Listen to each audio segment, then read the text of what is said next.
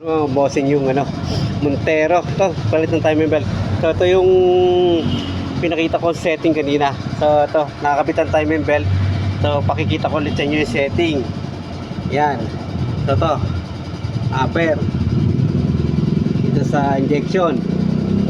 Ito yung balancer. Yan. Ito, balancer sa ilalim. Yan. So, ito yung sa crankshaft. So, okay na naman. Nahigpitan na lahat. Nahigpitan na lahat to. So, cover na lang. Tapos,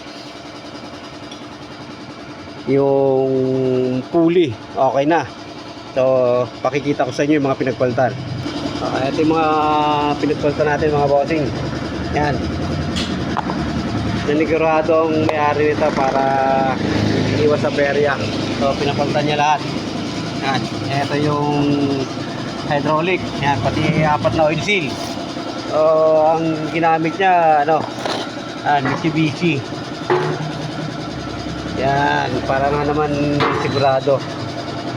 So, sa timing belt kasi mga bossing, kailangan huwag nagme-menos kasi nandiyan ang buhay ng makina. Pag naputulan kayo niyan, malaking gastos.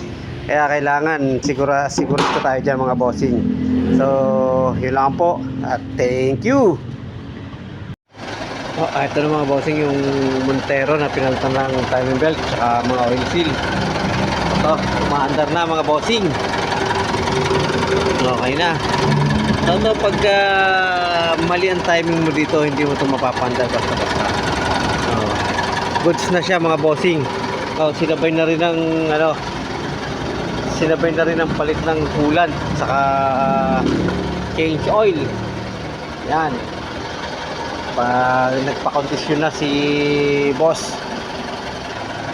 Kasi kung saan din nakakarating to. So, tingnan natin kung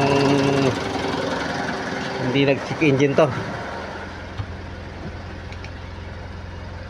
Okay naman. So, goods na to. For releasing na to mga bossing. So, tuloy lang. Salamat sa patuloy na pagtangkilik sa aming shop mga bossing.